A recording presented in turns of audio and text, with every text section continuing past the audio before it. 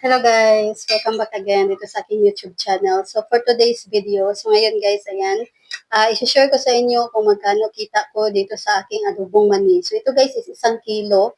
So pag ako ay nagluluto ng adobong mani, so tagi 1 kilo lang talaga guys ang aking niluluto. Ayan, pag madamihan na kasi, hindi na maganda yung lasa ng mani pag madamihan na at kailangan na natin ng malaking kawali. So, ayan guys, tagi 1 kilo lang talaga ang niluluto ko kapag ako ay nagluluto ng adobong mani. So, dito sa aking tindahan, mabenta guys itong adobong mani. So, napakalaki ng tubo ko nito. Ayan, so ngayon, isi-share ko sa inyo guys kung magkano ba talaga ang tubo ko sa 1 kilo ng aking adobong mani. Ayun, so kailangan natin ng iodized salt. So, ito guys yung pinong-pino na hindi dumidikit guys. Ayan. Para maganda talaga yung paglagay dito sa asin ng ating mani. So, itong ginagamit ko. Depende naman guys kung anong brand. Pero ayan, ito yung binili ko. Itong RAM na refined salt. Ayun. Yan, hindi siya dumidikit. Ayan. So, matagal kong maubos ito guys dahil kakaunti lang naman ang ilalagay natin dito sa ating adobong mani. Ayan, so kailangan din natin ng kutsara para i-mix natin kapag naglagay tayo ng asin. At ang gamit kong plastic dito is 1 and 1/8 by 10. Kasi mas maganda guys kapag, ayan, yung ating 5 pesos na ginawang mani, sa ating bentahan is 5 pesos. So ito guys ang ginagamit ko dahil medyo madami siyang tingnan. Ayan, hindi yung malaking plastic dahil parang kaunti na siya. Ayan, maliit na tingnan. So ito is tamang-tama lang guys, saktong-sakto lang sa 5 pesos na mani at yung customer natin kapag sila ay nakatingin sa ating adobong mani na nakaharap sa ating tindahan, yung kitang-kita talaga is mapabilit sila dahil magandang tingnan yung ating adobong mani na nakasabit. Ayun. So, meron pa ako ditong sobra. So, ubusin ko ito guys. At ito yung gamit ko na pantakal. So, ito ay nabili namin sa ano kasi ito guys, free sa isang gatas na Intrasol. Pero wala na ngayon, hindi ko na nakita kung may Intrasol pa ba. So madami akong ganito, pero ayan, nawala na yung iba, siguro natapon or ayun, na misplace. So mga dalawa na lang ang natira dito sa aking, ayan, sa loob ng aming bahay. So ito guys, tinatago ko talaga para hindi mawala. Pero ito guys ay na-tsansa ko na to. So, yung sukat nito is 2 tablespoon. Ayan. So, ito na lang yung ginagamit ko kaysa naman doon sa tag 1 tablespoon. So, ano pa tayo guys, dalawang takal natin. Pero ito is isang takal lang. So, ganyan lang ako mag-repack. Kukunin ko lang at ayan. Ito na yung 5 pesos ko na adobong mani. Ganito kadami. Ayan. So, matagal naman siyang maubos kapag ako ay kakain ng isang tag 5 pesos. Hindi ko siya mauubos. Ayan. Madami siya. Kaysa doon sa bayan, kapag ako ay bumili ng adobong mani, kakaunti lang yung 5 pesos. At hindi na tayo makakabili ngayon, guys. Ngayon talaga na tagpa 5 pesos, 10 pesos at 20 pesos na yung kanilang sukat na ganito, 10 pesos. Pero dito sa akin, 5 pesos pa ito, guys. Ayan. Then, ngayon, ayan, ano ko pa ito, guys, i-repack ko pa ito. So, hindi pa ito na, guys, nabawasan. Wala pang naghanap. So, kahapon, may mga naghahanap din. Ayan, kahapon is lumakad kami, hindi ako nakaluto. Dahil nung kahapon ng umaga, marami pang natira. Pero noong hapon, wala na. So, meron kaming nilakad, kaya hindi ako nakaluto. At ayan, paggabi na, so hindi na lang ako, guys, nagluto. So, ngayon ako nagluto nito, kaninang umaga, mga 9 o'clock. So, ngayon is 12 na ng tanghali. So, hindi na ito masyadong mainit. Mainit-init, pero okay na siya guys, pwede na natin siyang ripakin. At kailangan din natin ng imbudo. Ayan, kasi maliit lang yung butas nito. at kailangan talaga natin gumamit nitong embudo. Ayan. Then, meron ako ditong gunting. Then, open ako nitong asin. So, ilalagay ko pa ito guys sa yung lagayan talaga. Ayan, para hindi ito masira. Kasi pag hindi natin ito tinakpan ng maayos, magbabasa. Yan yung asin, magbabasa din. Ayun. So ngayon, maglalagay na tayo guys. At meron pala ako dito nilagay. Naglagay ako ng tissue. Ayan. 4 na layer nitong tissue para matanggal talaga yung mga excess oil. Kasi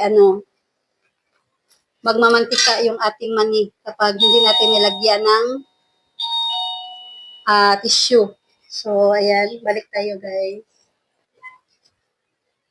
So, ayan guys, balik tayo. Meron lang mga bumibili. So, 3 customer guys yung bumili ngayon.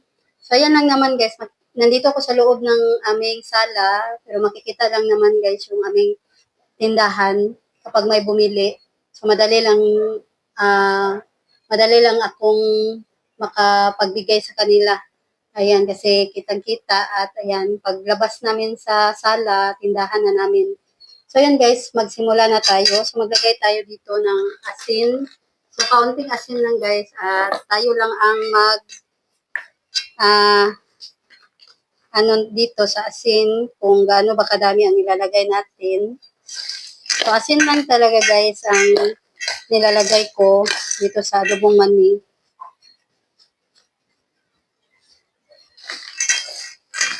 Yung iba, naglalagay ng bitsin. Pero ako, asin lang.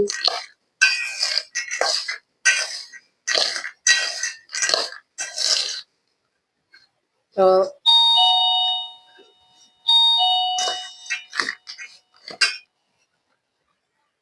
ayan guys, balik na naman tayo kasi may mga bumibili. So, naglagay naman kami dito sa aming... So, may tao na naman. So, ayan guys, balik tayo. Ayan, may bumili ng biskwit. So, kapag may bumili dito sa aming tindahan, then nandito ako sa loob, naririnig ko guys dahil naglalagay kami dito ng doorbell. Ayan, para madali lang talaga natin kapag may tao sa labas ng pag may bumili sa ating tindahan. So, ayan guys, nakapaglagay na ako dito ng asin.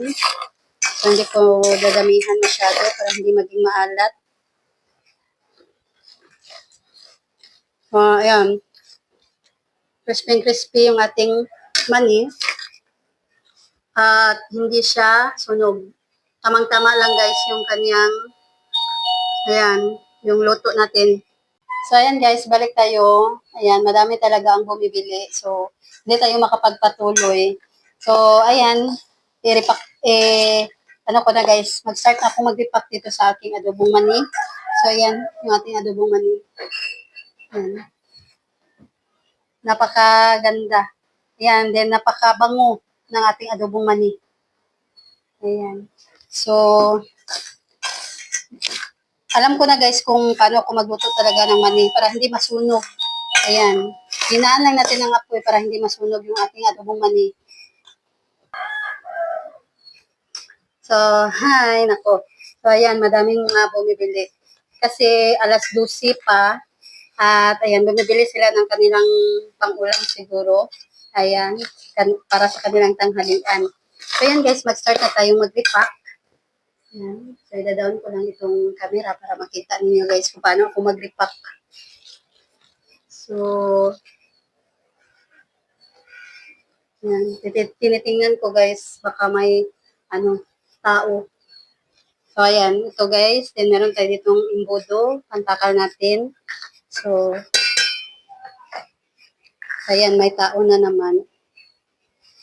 Ayan guys, ito yung ating 5 pesos na mani. Ayan, ilagay natin dito.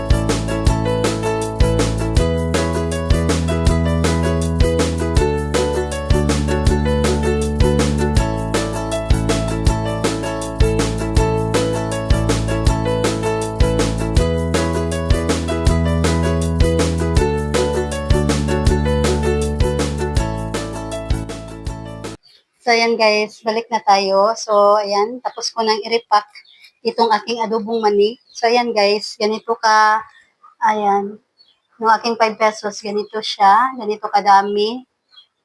Ayan. So, proceed ko lang guys itong aking pagtatali dito sa aking mani. So, bibilangin natin pagkatapos nito kung ilan ang aking nagagawa sa 1 kilo. Ayan. So, tingnan natin guys kung magkano ang aking kita sa 1 kilo. So, lagi akong nagluluto dito sa aking tindahan ng adobong mani kasi mabentang mabenta. Mga 3 araw ubos na ito guys. At napakalaki guys ng aking kita. Ayan. So, hindi ako nagpapawala talaga ng adobong mani. So, yan guys. Umaambon at ano guys, na umuulan na sa labas.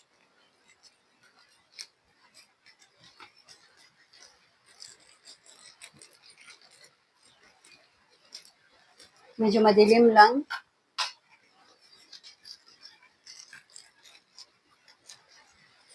So, marami pa akong i-repack ngayong araw. Mag-repack pa ako ng asukal. Madaming asukal.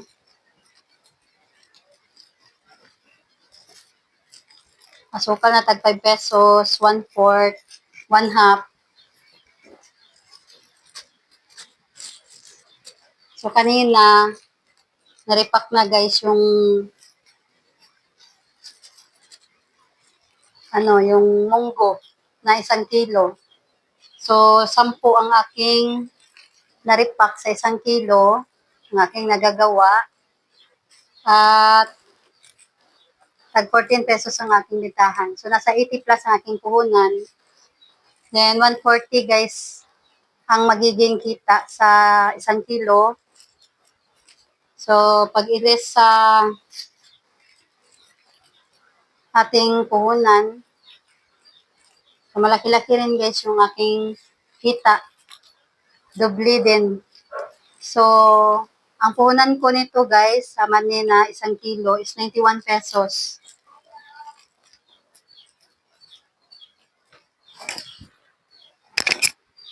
So, ayan, balik tayo. Meron lang bumili ng sigarilyo. So, ayan, malapit na tayo guys matapos. So, magyayaw-yaw na lang muna tayo. Dahil, tatapusin na lang muna natin itong aking pagtatali dito sa ating mani. Ayan, malapit na.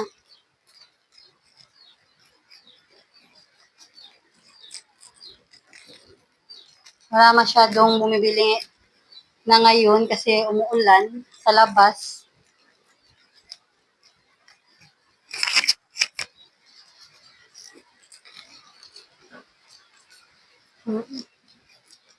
Mahangin din. Iba yung panahon ngayon.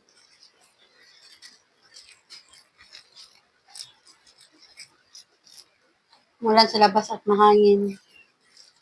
So kanina, mainit ang panahon. Ngayon biglang umulan.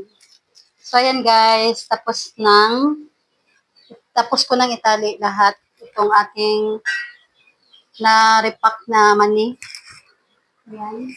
So bilangin natin kung ilan lahat ang ating nagawa. So 1, 2, 3, 4, 5, 6, 7, 8, 9, 10, 11, 12, 13, 14, 15, 16, 17, 18, 19, 20, 22, 25, 25, 30, 35, 40, 45, 50, 55. Gawa tayo ng tag 5 pesos naman ni, ayan, umabot ng 55 pieces.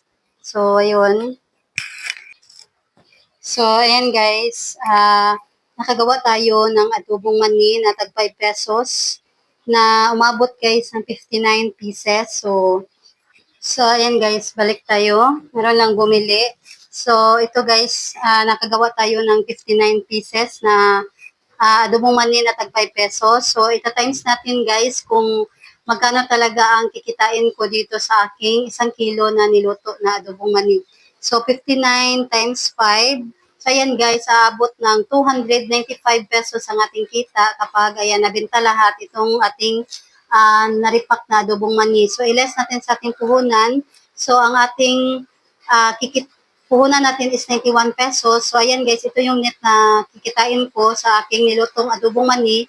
So pumapatak guys na umaabot ng 204 ang aking kita sa aking adobong mani. So times 3 yung kita ko dito sa aking adobong mani. Ayan, 91 pesos lang yung aking puhunan. So, 204 pesos ang aking net na kita.